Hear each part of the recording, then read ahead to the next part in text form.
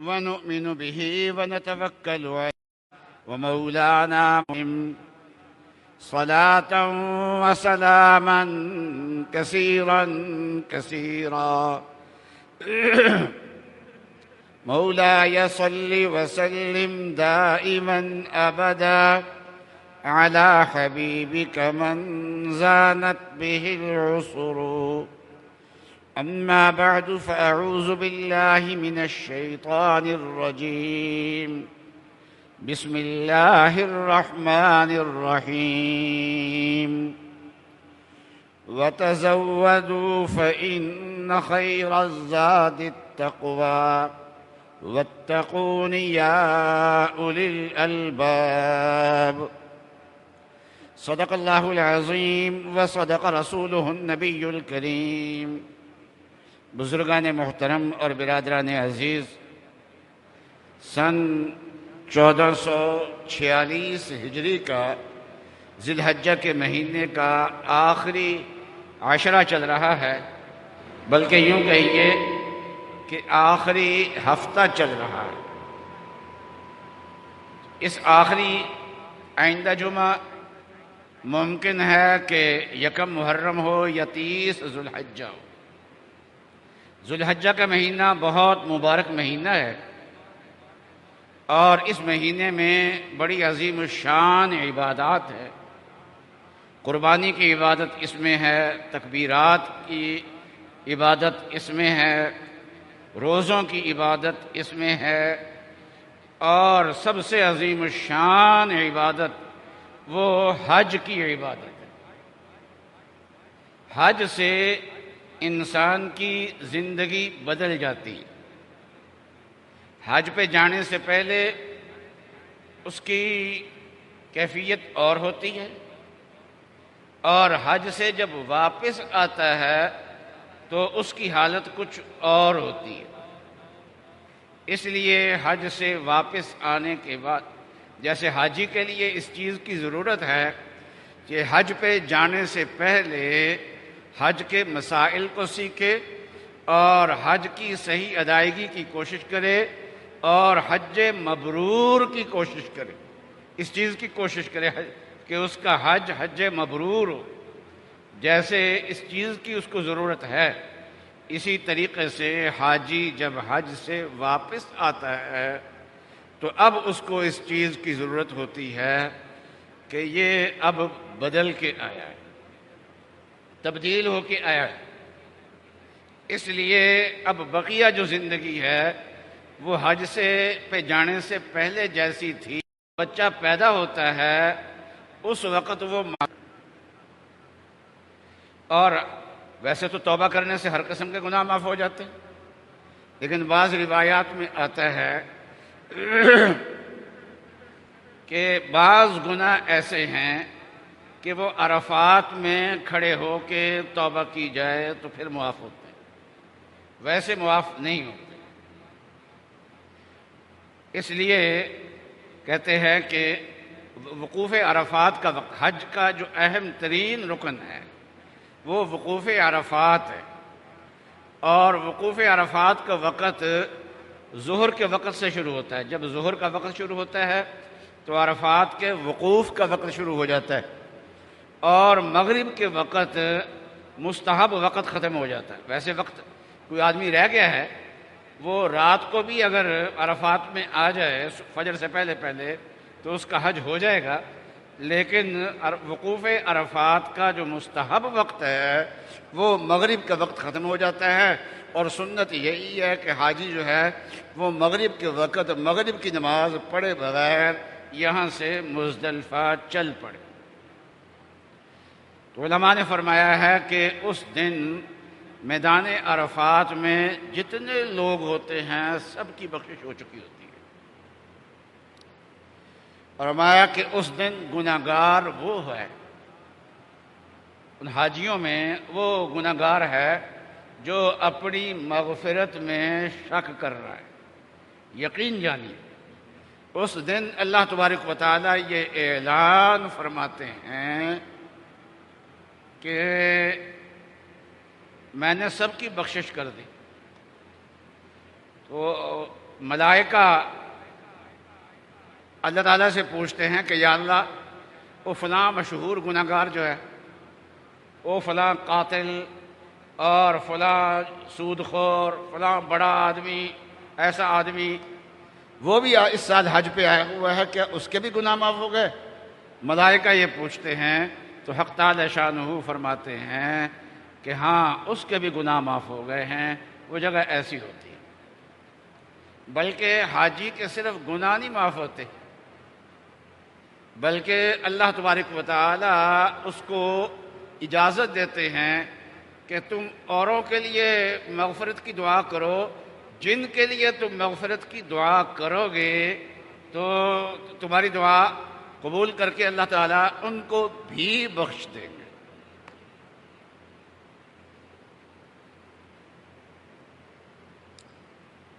اور فرمایا کہ اللہم اغفر للحاج ولمن استغفر لہ الحاج، اے اللہ حاجی کی مغفرت فرما دیجئے، اور حاجی جس کے لیے مغفرت کی دعا کرے اے اللہ اس کی بھی بخشش فرما دیں۔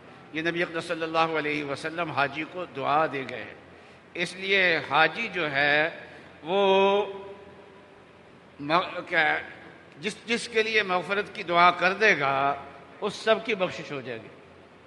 اور حدیث میں آتا ہے کہ حاجی جب تک گھر نہیں پہنچتا اس وقت تک وہ جس کے لیے مغفرت کی دعا کرے گا اس کی دعا قبول ہو جائے گی۔ صرف میدان عرفات میں نہیں، وہاں سے واپس آ رہا ہے، پاکستان پہنچ گیا ہے، اپنے ملک کے اندر پہنچ گیا ہے جس ملک کا بھی ہے، ابھی ایئرپورٹ پہ ہے، ابھی اپنے گھر نہیں پہنچا، تو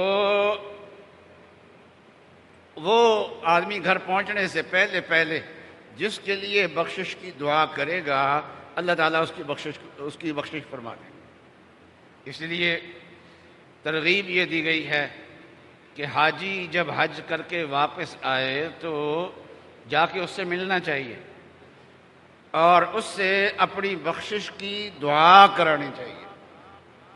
تو جب حاجی جاتا ہے تو گناہوں کے انبار لے کے جاتا ہے، اور جب حاجی واپس آتا ہے تو بالکل نیا بن کے آتا ہے اور گناہوں کے اعتبار سے بالکل 0 میٹر ہو چکا ہوتا ہے۔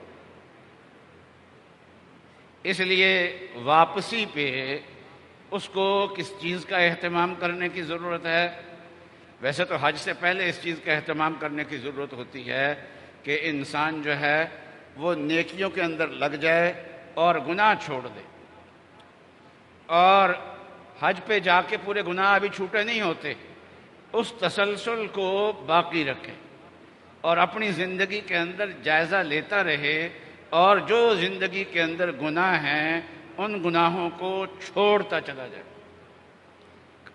نگاہوں کے گناہ ہیں، حج سے پہلے نگاہیں جو ہیں وہ ناپاک تھی، اب اللہ کا گھر دیکھ آیا ہے، اتنی مبارک چیز دیکھ کے آیا ہے، نبی اقدس صلی اللہ علیہ وسلم کا گنبد شریف دیکھ کے آیا ہے، سنہری جالیاں دیکھ کے آیا ہے، جن آنکھوں سے ان چیزوں کو دیکھ لیا ہے اب ان آنکھوں کو گناہ میں نہیں لگانا ہے، اب ان آنکھوں کو گناہوں سے بچانا ہے۔ جن کانوں سے تلبیہ کی آوازیں سنتے رہے ہیں، اذانوں کی، حرم کی اذانوں کی آوازیں سنتے رہے ہیں، ان کانوں کو اب گانا سننے پہ نہیں لگانا۔ جس زبان سے تلبیہ پڑھتے رہے ہیں اب اس زبان سے گالیاں نہیں نکالنی، اور حرام روزی سے اپنے آپ کو بچانا ہے۔ وَتَزَوَّدُ، تو حرام روزی سے اپنے آپ کو بچانا۔ پہلے جو کاروبار تھا اس میں ملاوٹ بھی کر لیتا تھا، اس میں جھوٹ بھی بول دیتا تھا، اس میں ناپ تول کے اندر کمی بھی کر لیتا تھا، اور اس میں لین دین میں جو وعدہ وقت کا کیا ہوا ہے وعدے کی خلاف ورزی بھی کر لیتا تھا۔ اور اب تو یعنی پہلے ہوتا تھا کہ کوئی آدمی ہے جو وعدے کی خلاف ورزی کر لیتا تھا، بے ایمانی کر لیتا تھا، اور اب تو یہ کاروبار کا لازمی حصہ بن گیا ہے۔ مثال کے طور پر کسی نے کالونی کاٹی ہے تو لوگوں سے جو پیسے پکڑے ہیں وہ پیسے تو اس لیے پکڑے ہوئے ہیں تاکہ کالونی کو ڈیولپ کریں، سڑکیں بنائیں اور باقی جو کالونی کی ضروریات ہوتی ہیں، سیوریج لگائے، پانی کا انتظام کرے، بجلی کا انتظام کرے اور سہولتیں مہیا کرے۔ اب جب پیسہ اس کے پاس آ گیا تو جو پیسہ یہاں لگانا تھا، یہاں لگانے کی بجائے اس پیسے کو اور جگہ لگا دیا۔ یہ ایک آدمی کا کام نہیں ہے، تقریباً جتنے لوگ بھی آگے یہ کام کرنے والے ہیں ان میں سے بہت کم بچے ہوئے ہیں۔ زیادہ تر لوگ ایسے ہیں جو پیسہ ادھر سے نکال کے لوگوں سے وصول کر کے یہاں جو کام کرنا چاہیے تھا کالونی کا، وہ کام کرنے کے بجائے پیسہ اور جگہ جو ہے وہ انویسٹ کر دیا ہے، پیسہ اور جگہ لگا دیا ہے۔ اور جنہوں نے پیسے لگائے ہوئے ہیں اور وہ اپنے پلاٹ کو آباد کرنا چاہتے ہیں تو کالونی کے اندر سڑکیں بنیں گی، سیوریج بچھے گا اور بجلی کی لائنیں آئیں گی، اس کی ضروریات پوری ہوں گی، تبھی تو کوئی آدمی آ کے آباد ہو سکے گا۔ پلاٹ کا تبھی پلاٹ جو ہے وہ سڑکیں بنیں گی تو پلاٹ کی شکلیں نکلیں گی، تو پلاٹ کے نمبر بنیں گے۔ تو یہ سب لوگ جو ہے وہ سمجھتے ہیں کہ ہم جتنی ادائیگی کر چکے ہیں، لٹ چکے ہیں، اور ان کو پھر قریب کوئی امید نہیں ہوتی۔ غریب آدمی ہوتے ہیں، بڑی مشکل سے کمیٹیاں ڈال کے پیسے جمع کیے ہوئے ہوتے اور لوٹنے والے جو ہیں وہ لوٹ کے لے جاتے ہیں۔ تو آج کل کالونیاں کاٹنا یہ بھی ایک لوٹ مار کا ذریعہ ہے۔ جو بڑی فیکٹری ہے، بڑا کام ہے اور آرڈر پہ مال تیار کرتے ہیں۔ کسی کا دروازے کھڑکیاں بنانے کا کاروبار ہے، المونیم کا کاروبار ہے، ٹھیکہ لے لیا ہے بڑی بلڈنگ کا، بڑی بلڈنگ بن رہی ہے اور اس میں سینکڑوں دروازے ہیں، سینکڑوں کھڑکیاں ہیں اور اس کا ٹھیکہ لے لیا ہے۔ ٹھیکہ لینے کے بعد پھر کچھ پیسے پیشگی لے لیے۔ اب وہ پیشگی پیسے تو اس لیے لیے ہیں تاکہ یہاں جو سامان لگانا ہے وہ خرید سکے، یہاں کا کام کر سکے۔ اس کام میں ٹال مٹول کر رہا ہے اور پیسہ جو ہے وہ آگے لگا دیا، کسی اور جگہ انویسٹ کر دیا۔ تو دھوکہ اور فراڈ جو ہے، اور یہ صرف یہاں نہیں ہے بلکہ ہمارے لوگ جو ہیں وہ حرمین میں بھی انہوں نے ورکشاپیں بنائی ہوئی ہیں مختلف کاموں کی، اور وہاں پر بھی یہی کام کرتے ہیں اور وہاں پر بھی دھوکہ اور فریب ہے۔ جیسا کاروبار یہاں کرتے ہیں وہاں بھی کرتے ہیں، لیکن اللہ کے حرم میں جو بددیانتی کرتا ہے اس کو ایسی مار پڑتی ہوتی ہے اللہ تبارک و تعالیٰ کی طرف سے کہ پھر یوں کہیے کہ وہ کسی کھاتے کا رہتا نہیں ہے، پھر وہ اللہ کی مار بھی بڑی بری ہوتی ہے۔ تو بہرحال یہ ہماری زندگی کے گناہ، بہت سارے گناہ جو ہیں، فراڈ، دھوکہ، عہد شکنی، یہ چیزیں جو ہیں یہ ہمارے کاروبار کا لازمی حصہ بنتے جا رہے ہیں، اور بہت کم لوگ ایسے ہوتے ہیں جو ایسا نہیں کرتے، دیانتداری سے کام لیتے ہیں، اور جو دیانتداری سے کام لیتے ہیں لوگ ان کو احمق سمجھتے ہیں کہ ان کو زمانے کا پتہ ہی نہیں ہے، یہ بھوڑا آدمی ہے کہ اس نے کالونی کاٹی ہے اور لوگوں سے پیسے پکڑے ہیں، وہ کالونی پہ ہی لگا رہا ہے۔ اس نے دروازے کھڑکیاں بنانے کے لیے لوگوں سے پیسے پکڑے ہیں اور یہ پیسہ اسی پہ لگا رہا ہے۔ اس نے فلاں جگہ جو ہے، فلاں بلڈنگ میں بجلی کی وائرنگ کرنے کے لیے پیسے کچھ پکڑے ہیں پہلے سے اور ان سے معاہدہ کیا ہے، ٹھیکہ کیا ہے، اور یہ پیسے اسی پہ لگا رہا ہے۔ ایسے آدمی کو عام طور پہ احمق سمجھا جاتا ہے۔ تو چاہے حج کر کے آئے ہوں تو اس کے لیے زیادہ ضروری ہے، اور جو حج کر کے نہیں آیا اس کے لیے بھی ضروری ہے کہ ان گناہوں سے توبہ کریں۔ کاروباری گناہ لین دین کے گناہ، یہ جتنے گناہ ہیں، دودھ میں پانی ڈالنا. وہ ایک حاجی صاحب نے حج کر کے واپس آئے تو کہنے لگے تو اپنے معمول کے مطابق جیسے حج کرنے سے پہلے دودھ میں پانی ڈالتے تھے اسی طریقے سے پھر دودھ میں پانی ڈالنے لگ گئے. وہ کسی نے کہا حاجی صاحب آپ حج کر کے آئے، اب تو دودھ میں پانی نہ ڈالو. کہنے لگا وہ حج دے جڑے پیسے لگے تھوڑے پیو دے دینے، یہ پانی پا پا کے تو پور کرنے پیسے پورے کر رہے ہو، حج دے پیسے یہ تو ہی پورے کر رہے ہیں. تو ایسا نہیں ہے کہ بلکہ جو حج جو ہے یہ زندگی بدلنے کا چونکہ ذریعہ ہے. جاتا ہے تو گناہوں کا انبار لے کے جاتا ہے، واپس آتا ہے تو بالکل گناہ زیرو ہو چکے ہوتے ہیں، اس کے سارے گناہ ختم ہو چکے ہوتے ہیں. اب اس کے دو کام اہم ترین کام ہیں.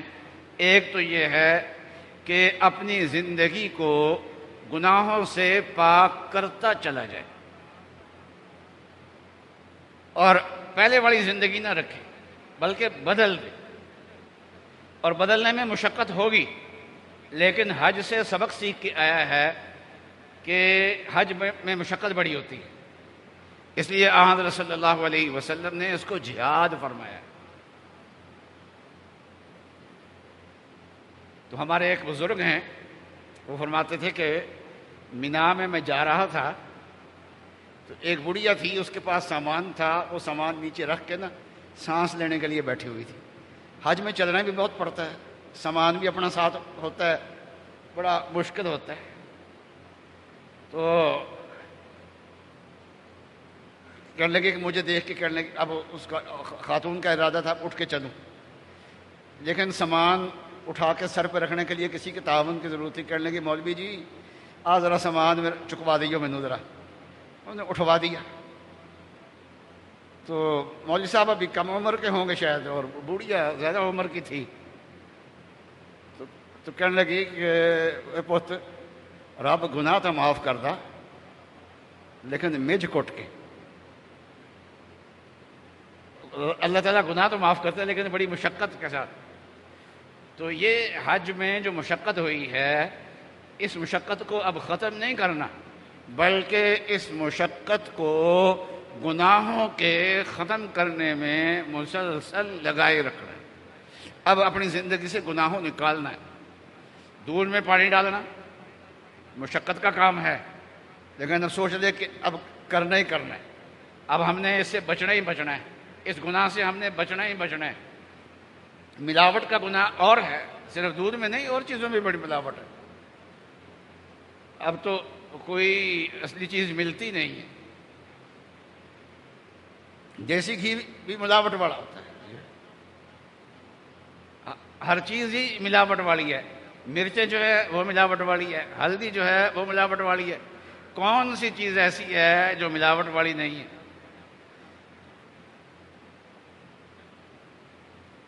باقی یہ ہمارے ہاں ایک صاحب کہنے لگے کہ انگریزوں کے ہاں ملاوٹ نہیں ہوتی. انگریزوں کے ہاں ملاوٹ نہیں ہوتی، ہمارے ہاں ملاوٹیں بہت ہوتی. میں نے کہا ہمارے ہاں چیزوں میں ملاوٹ ہوتی ہے، ان کے ہاں بندوں میں ملاوٹ ہوتی ہے. یہاں جو آدمی ہے اس کو یہ پتا ہے کہ میرا باپ کون ہے. اسلام کا ایک نظام ہے، جس عورت کا نکاح جس مرد سے ہے اس عورت کا جو بچہ پیدا ہوگا وہ اسی مرد کا سمجھا جائے گا. اور اگر نکاح ختم ہو جائے طلاق کی وجہ سے تو فوراً کسی اور سے نکاح کرنے کی اجازت نہیں. 3 ماہواریاں عدت ہے. اس لیے اور مرد سے جب نکاح کرے گی 3 ماہواریاں گزرنے کے بعد تو معاملہ خلط ملط نہیں ہوگا کہ یہ مرنے والی کا بچہ ہے یا جس سے نیا نکاح کیا ہے اس کا بچہ ہے. اور اگر خامند فوت ہو گیا ہے تو 4 مہینے 10 دن عدت ہوتی ہے. تو اس لیے ہمارے ہاں ایک نظام ہے، اس میں بندے تو بہرحال خالص ملتے ہیں، اور انگریزوں کے ہاں تو بندے بھی خالص نہیں ملتے. وہاں یہ بھی نہیں پتہ ہوتا کہ کس کا کون باپ ہے اور کس کا کون باپ ہے. تو جو ان کی ماں جو ہے وہ ایک آدمی کے ساتھ نکاح کے تعلق میں بندھی ہوئی نہیں ہے، تو ظاہر بات ہے کہ وہ وہاں یہ صورتحال ہے۔